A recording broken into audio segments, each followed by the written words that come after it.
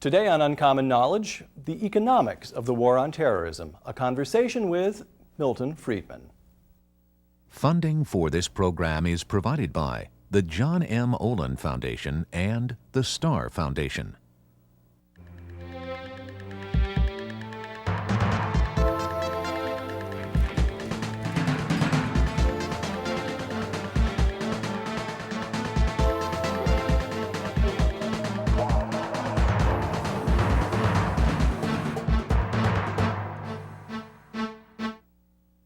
Welcome to Uncommon Knowledge. I'm Peter Robinson. On our program today, Nobel Prize winner Milton Friedman on the economics of America's war on terrorism. The terrorist attacks of September 11th cost thousands of lives and did tens of billions of dollars worth of damage. Those were the direct, immediate costs. But how much damage will the terrorist attacks do to the economy as a whole, and how long-lasting is that damage likely to prove? To get the economy moving again, should the government take action, cut taxes, increase spending? What about the new burdens the government is taking on? The huge bailout of the airline industry, the massive increases in defense expenditures.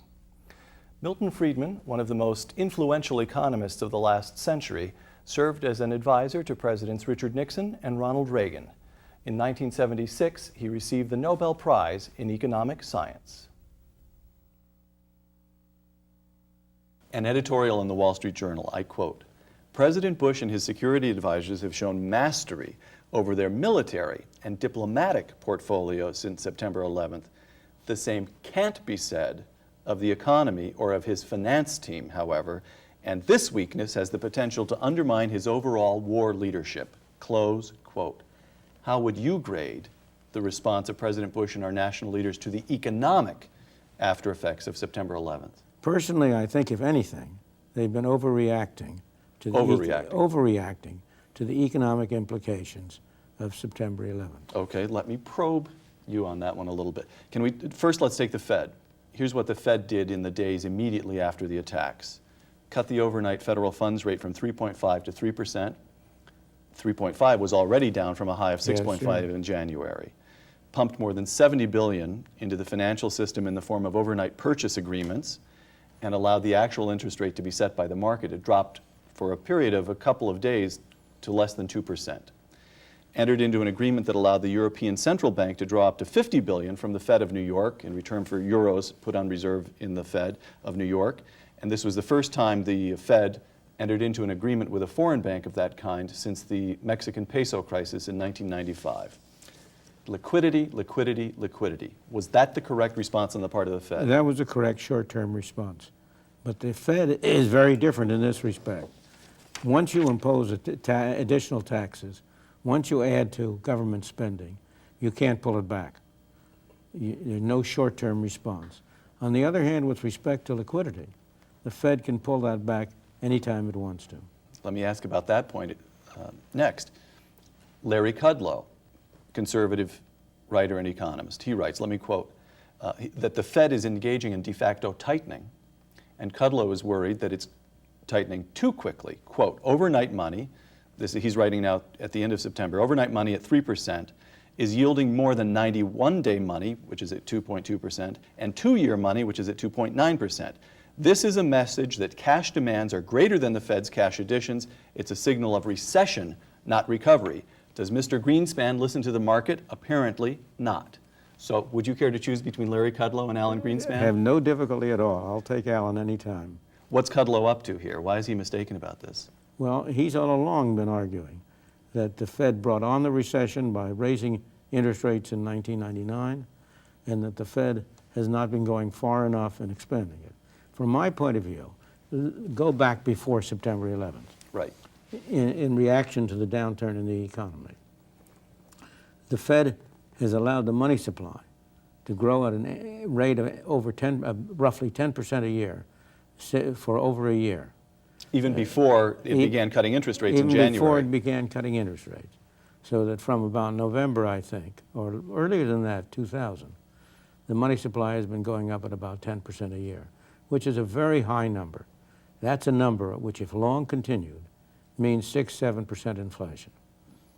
It won't be long continued. the Fed will pull it down, and as it should.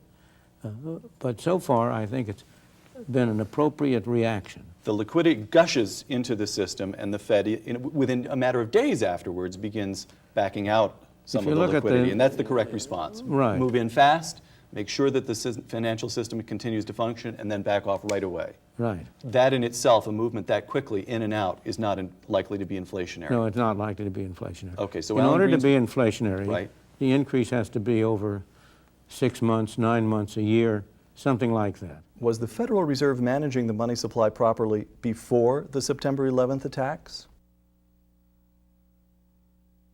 Apart from the events of September 11th, as if it's possible to think apart from those events, but apart from those events, or prior to those events, when the Fed was increasing the money supply at around numbers 10% a year, is that why the long-term rates were still remaining high? Because the market said, wait a minute, you can't fool us again. Long-term, we're expecting inflation. Is that roughly what was going on? I think that's right.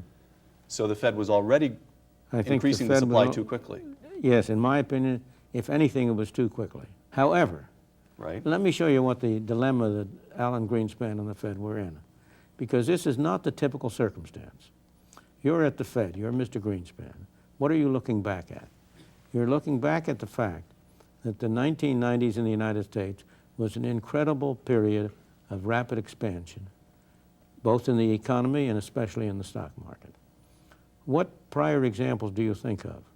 The 1920s, That's what I think. almost identically the same rate of inflation in the 20s, Low. or lack of inflation, low Right. inflation in the 20s, but enormous increase in the market, a great bull market. The economy very much in a good shape, and the 20s, like the 90s, were brought about by technological innovation and change. In the 20s, it was the adaptation to the electricity and to the automobile. In the 90s, we all know that it was the computer, the internet, and so on. What other example do you think of? The 1980s in Japan. Identical pattern. Rapid economic growth as a result of technological improvement and change. A bull market. 29 and 89, what do you observe afterwards? Bad events. Bad, bad, bad. 29, a catastrophe. In 89 in Japan, stagnation for a 10-year period. All right, now you're, Mr. Greenspan, looking back at those episodes. What are you going to say to yourself? You're going to say, if I have to take a chance, I'd rather take a chance on a little inflation than on reproducing those episodes. And the key mistake of the Fed after the 29 crash was too little liquidity. It's interesting. After the 29 crash, in the first few months of 29, there was ample liquidity. There was the same reaction of pouring a lot of money in. The run on the banks didn't start at that period? Oh, no. The run on the banks didn't So start the system was still functioning in the first months after the stock market dropped. That's right. And indeed, in early 1930, there was something of a little uptick in the economy. But what happened then was that the money supply grew hardly at all for the first year, and then it started to decline precipitously. And that was what produced the Great Depression. And you can be sure that the Fed will not do that this time. Right. In 89 in Japan, was there a liquidity problem there? Japan, the rate of growth in the money supply went from a very high number, I think 12.5% per year, down to negative for a few months. Then it came back up, but never over the whole decade, never got above 3 or 4 or 5%.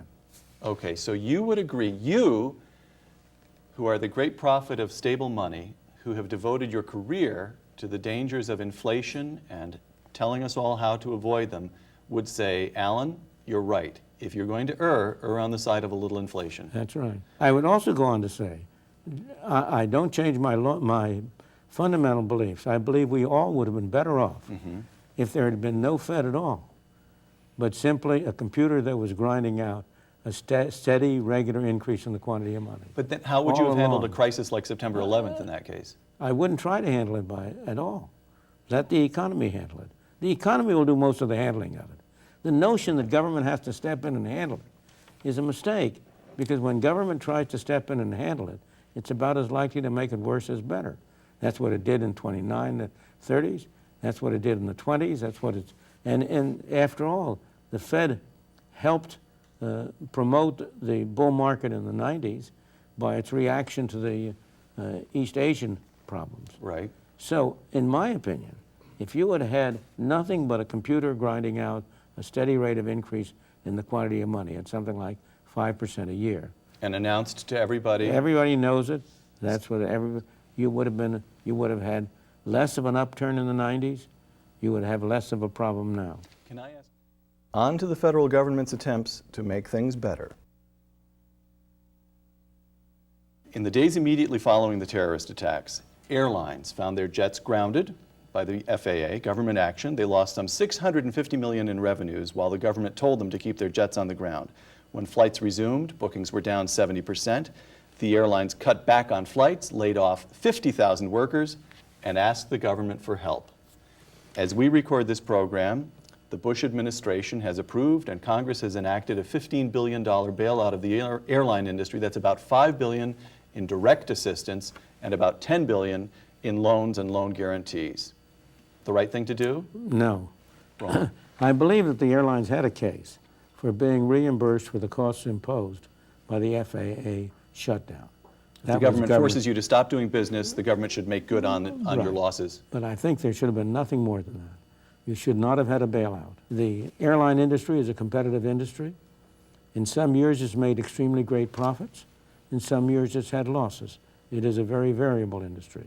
It has to, if you want a competitive industry, it's got to stand on its own feet. Okay, so in the Fed we have the government as a lender of last resort. You would say the government should not get into the additional business of being an insurer of last resort. That's right, absolutely. Okay. Should not bail out private enterprises. All right, now let's go a little farther then. There have also been additional expenditures of some $40 billion, already authorized, backed by the Bush administration and already enacted by Congress. It's about $20 billion for additional defense expenditures and about $20 billion headed up to New York for the rebuilding of New York. Are you in favor of both of those? So far as defense is concerned, because it has to be a government operation, it's going to cost twice as much as it should. And there's no way of avoiding that.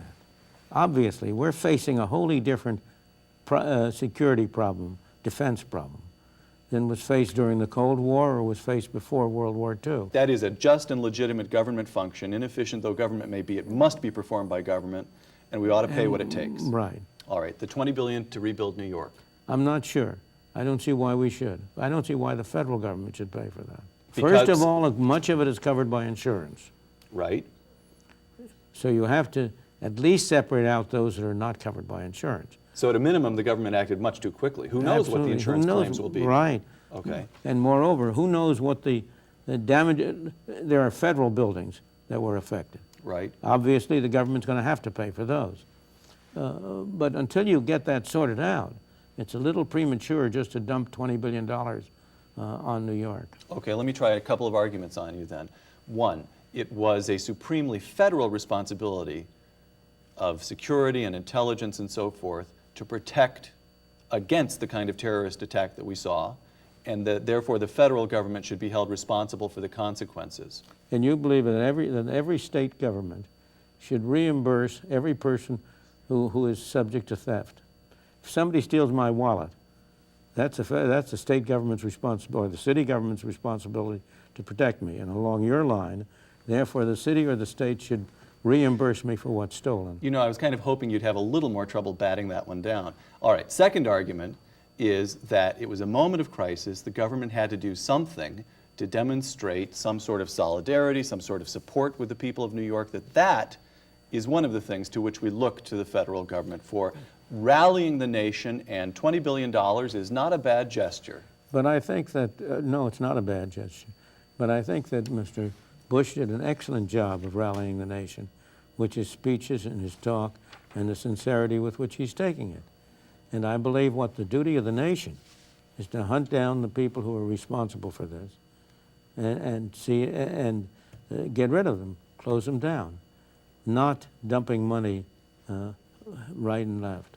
Does it bother you, by the way, that after your long career, Nobel Prize, talking about the importance of the free markets, after the triumph of free markets in the Cold War, there's no intellectual case being made anywhere anymore for statist enterprises, for central planning, that in a crisis like this, suddenly there's a great and immediate upwelling of statism. Absolutely. That is to say, the first impulse is, we've got to tighten security at the airports, and it must be the federal government that takes it over. We've got to rebuild New York City, and it must be the federal government that... Does that trouble you? Why is it that the lessons haven't sunk in more deeply? Or in a moment of crisis, is it just to be expected? It's to be expected in a moment of crisis. Unfortunately, the hardest thing for people to understand is that maybe if you leave things alone, it'll be better than stepping in and trying to do something. The hardest thing in the world to understand is that people operating separately, through their joint relations with one another, through market transactions, can achieve a greater degree of efficiency and of output than can a single central planner. There have been various fiscal stimulus plans proposed to get the economy back on track. Let me ask Milton Friedman what he makes of them. There was evidence that the economy was heading into a recession even before the terrorist attacks. In my opinion, it was in a recession. Was in a recession already, okay. And after the terrorist attacks, consumer confidence plunged to its lowest point as we sit here today since 1990. Now, there's been a lot of talk about stimulus. Republicans in Congress want to cut the capital gains tax. The administration is floating the idea of cutting the corporate income tax. Democrats, notably former Treasury Secretary Robert Rubin, have recommended income tax cuts, but only temporary cuts, perhaps in the form of another round of tax rebates. You favor? There are two questions. Right? Does such fiscal stimulus stimulate? The answer is no. Again, let me go back to Japan for a moment. Right. In the period since, in the 90s, the period of the 90s, when Japan has been in a steady state of stagnation, occasional little ups and downs, there have been at least 4 major fiscal stimulus packages. Those were packages in which government increased spending greatly, mostly for large construction projects, did not increase taxes, financed it by borrowing. Not a single one of those fiscal stimuli did a bit of good. Japan continued. And why should we expect it to do any good? If government suppose government goes in for a big spending program to... Right, that's the other economist, Paul Krugman. Let me quote him. The best way to help the economy right now is with a large temporary increase in government spending. Such spending would create jobs now when we need them. Where does the spending come from? Who pays for it? It either has to be paid for by higher taxes or by using taxes, in which case the taxpayer spends less and the government spends more. It counterbalances. Okay. Or it has to be paid for by borrowing money. Well, let's assume heading into this crisis, we were projecting a surplus of about $160 billion this year. So suppose we can just spend it out of that surplus. Forget about the Social Security lockbox. You don't spend it out of any surplus. What you would do if you're in that case is that you would not pay back debt that you otherwise would have paid back. Right. And so the people who would not receive that money will have less to spend. There's no free lunch there. The spending has to be paid for somehow. The only way you can get what looks like a free lunch is by printing money to spend it. And that we know is... But you can do that without spending money. If you want to get stimulus through monetary policy, the Fed can create all the money you would possibly want. So I think it's a great fallacy to think that any of these proposals would stimulate the economy. On the other hand, right. And this is why I say second, my general policy is to be in favor of a tax cut at any time, for any reason, for any excuse. To be in favor of a tax cut, not primarily because it will stimulate initiative and inventiveness, but in order to keep down government spending. The events of September 11th were so horrifying that it's extremely difficult to believe that they haven't in some way changed every aspect of our lives. But you're saying, now wait a moment, let's not let the horror of those events overwhelm our ability to reason this through. As an economic matter, their effects are likely to prove limited. Is that right? Well, more important, as an economic matter, their effects will operate through markets. And the market reaction will be such as to offset their effects, that is their repressing effect. Their effect initially will be to tend to make prices come down, which will stimulate buying. Prices come down because people don't want to travel, so the airlines have to cut ticket prices. There'll be gas prices are dropping, all of that. And those things. So that On the whole, the market reactions, the automatic market reactions, in terms of what's called fiscal stimulus, without passing a law, as we've already seen, the projected surpluses came down automatically. Go back to the fiscal stimulus thing. Historically, what's happened is when you've gone in for fiscal stimulus, Right. whether it would be good or bad or not, it always comes at the wrong time because of the delay. Congress is very slow to enact these things. After Congress enacts them, it's months before they get into effect. Right. And by the time they get into effect, you're out of the problem. We've got to do it, but won't paying for higher levels of security create a long-term drag on the economy? Before the events of September 11th, and even afterwards, so far as I can find, most forecasters are saying that by the second half of next year, the economy will be growing at 2.5% or 3% again, and it'll grow at a pretty good clip throughout 2003. My question would be, what do they think they're talking about? It occurs to me, I hope I'm wrong, and this may be one of those that you can bat down pretty quickly, but it occurs to me that the terrorists have in effect imposed an onerous new tax on all of us.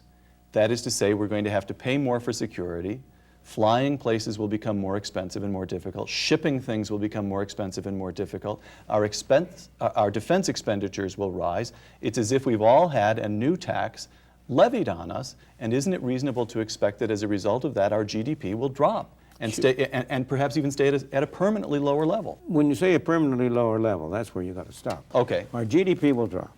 Right. But then it can keep on rising from that point on. From the new lower level. From the new lower level. Okay, so the growth rate isn't necessarily going to change. Exactly. You can still get 2.5% or 3%. Right. It's just that and the drop will take place. Is it It fair to has say taken it has taken place? That happens all at once. What has the stock market decline done? It's revalued all the property in the world. And it did it in about a week. Yes, that's right. And that's the way the market has reacted to that. So the value of the capital in the country has already gone down. And there's no reason why it shouldn't start rising from there. Okay. Again, markets generally overdo it. Markets overdo it. But not as badly as government. People overdo it. All right. And markets reflect what people do. But markets react much more flexibly and more quickly than government does. They can correct their overdoing, so to speak. If you look at past examples, right. Go back to those terrible disasters of the Great Depression, 29 to 33. The market went down roughly 80%, if I remember rightly, something like that. But then it shot up quickly in the year or two afterwards. And so usually in these occasions, the market somewhat overdoes it and then quickly reacts. And I wouldn't be surprised if the stock market, I don't know, I'm not predicting the stock market, God, that's not for me. But one of these days the stock market will have overdone it and will turn around and start going up again. Well, maybe it's doing it already. Let me ask you, you have lived a long and full life. How would you rate the attacks of September 11th as against the attack on Pearl Harbor, the oil embargo of 1979, other shocks, unexpected shocks to the economy? How would you rate this one? Well, this one is much smaller than Pearl Harbor. It's a wholly different thing to be going into a war against two great nations, Japan and Germany. It's a war which cost, what, millions of casualties. Right. You're now talking here, it's a terrible thing, but it's under 10,000 casualties. Okay. So now you're optimistic as to the workings of the market, that the drop has substantially, the revaluation, would that be a fair way of putting it? The revaluation has already taken place quite substantially. Then a final question for you, Milton. How optimistic are you about the workings of the government? If you have a conservative Republican administration engaging in this first dramatic impulse towards statism, is this going to be the kind of war like the Second World War, like the Civil War, like most wars that produces a much larger government? It's very hard to believe it can be like the First World War or the Second World War. It's surely on a wholly different scale than that. It comes by which you mean smaller? Much smaller, much smaller. But yet it's perfectly capable. Under Republican or Democratic government, that doesn't make any difference. It didn't matter. Government is government.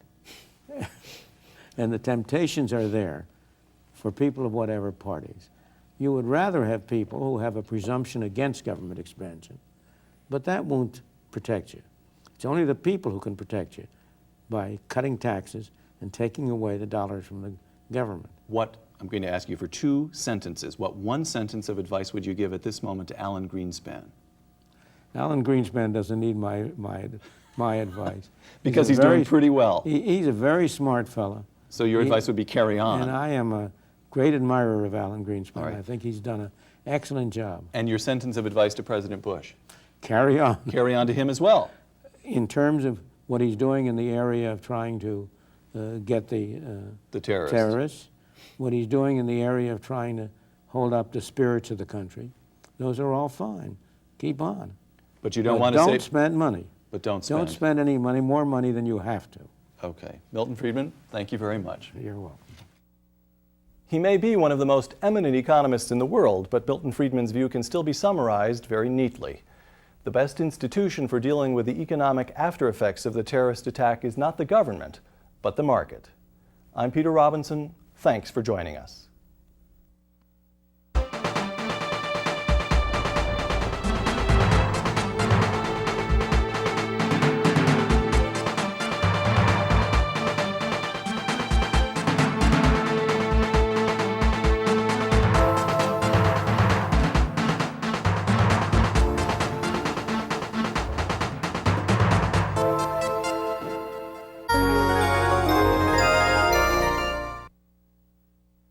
Funding for this program was provided by the John M. Olin Foundation and the STARR Foundation. This is PBS.